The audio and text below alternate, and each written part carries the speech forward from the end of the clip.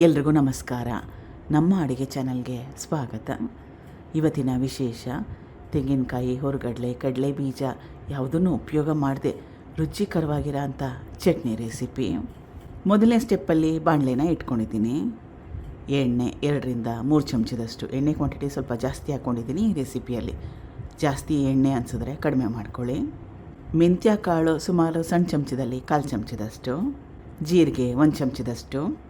ಮೆಂತ್ಯ ಕಾಳು ಜೀರಿಗೆನ ಹಾಕ್ಕೊಂಡ್ಮೇಲೆ ಒಂದು 10-20 ಸೆಕೆಂಡಷ್ಟು ಬಿಸಿ ಮಾಡಿಕೊಂಡ್ರೆ ಸಾಕಾಗುತ್ತೆ.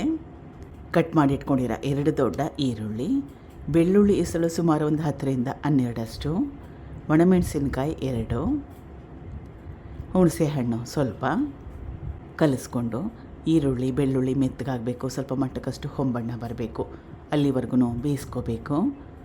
ಸಮಯ ಜಾಸ್ತಿ ಇಲ್ಲ ಅಂದರೆ ಈ ಪ್ರೋಸೆಸ್ನ ಹೈ ಫ್ಲೇಮ್ನಲ್ಲಿ ಇಟ್ಕೊಂಡ್ರೆ 2-3 ನಿಮಿಷದಲ್ಲಿ, ಅಂದರೆ 2-3 ನಿಮಿಷ ಕೂಡ ಜಾಸ್ತಿನೇ, 1-2 ನಿಮಿಷದಲ್ಲೇ ಈರುಳ್ಳಿ ಹೊಂಬಣ್ಣ ಬರುತ್ತೆ. ಈಗ ಈರುಳ್ಳಿ ಬೆಳ್ಳುಳ್ಳಿ ಎಲ್ಲ ಚೆನ್ನಾಗಿ ಬೆಂದಿದೆ, ಹೊಂಬಣ್ಣ ಬಂದಿದೆ, ಹಸಿ ವಾಸನೆ ಕೂಡ ಹೋಗಿದೆ. ತಣ್ಣಗಾಗಬೇಕು. ಇವಾಗ ತಣ್ಣಗಾದ್ಮೇಲೆ ರುಬ್ಕೋಬೇಕು. ಎಲ್ಲ ಪದಾರ್ಥಗಳು ತಣ್ಣಗಾಗಿದೆ. ಮಿಕ್ಸಿ ಜಾರ್ಗೆ ಸೇರಿಸ್ಕೊಳ್ತಾ ಇದ್ದೀನಿ. ಬೆಲ್ಲ ಸ್ವಲ್ಪ, ಇದನ್ನು ಆಪ್ಷನಲಾಗಿ ಇಟ್ಕೊಳ್ಳಿ, ಇಷ್ಟ ಇದ್ದರೆ ಹಾಕ್ಕೊಳ್ಳಿ, ಇಲ್ಲಾಂದರೆ ಹಾಕ್ಕೊಳ್ಳಿಲ್ಲ ಆದ್ರೂ ಪರವಾಗಿಲ್ಲ. ಸ್ವಲ್ಪ ಬೆಲ್ಲ ಹಾಕ್ಕೊಳ್ಳೋದ್ರಿಂದ ರುಚಿ ಬ್ಯಾಲೆನ್ಸ್ ಆಗುತ್ತೆ, ಖಾರ ಜಾಸ್ತಿ ಬರಲ್ಲ, ಟೇಸ್ಟಿಯಾಗಿ ಕೂಡ ಬರುತ್ತೆ. ರುಚಿಗೆ ತಕ್ಕಷ್ಟು ಉಪ್ಪು, 1 ಹಿಡಿಯಷ್ಟು ಕೊತ್ತಂಬರಿ ಸೊಪ್ಪು, ಕಡ್ಡಿ ಸಹಿತವಾಗಿ ಕೊತ್ತಂಬರಿ ಸೊಪ್ಪನ್ನ ಚೆನ್ನಾಗಿ ತೊಳಿಬೇಕು. ಕಡಿಮೆ ಅಂದರೆ 2-3 ಸಲ ಆದ್ರೂ ಚೆನ್ನಾಗಿ ತೊಳಿಬೇಕು.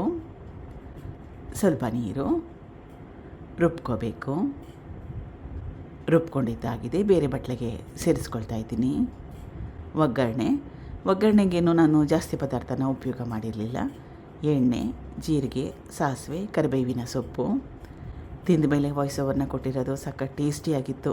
ಅನ್ನದ ಜೊತೆ ಕಲಿಸ್ಕೊಂಡು ತಿನ್ಬೋದು. ಯಾವುದೇ ರೀತಿಯಾಗಿರೋ ರೊಟ್ಟಿ, ಇಡ್ಲಿ, ದೋಸೆ ಎಲ್ಲದ್ರ ಜೊತೆಯಲ್ಲೂ ಒಳ್ಳೆ ಕಾಂಬಿನೇಷನ್ನು. ಒಂದು ಸಲ ಟ್ರೈ ಮಾಡಿ. Thank you for watching. ಧನ್ಯವಾದಗಳು.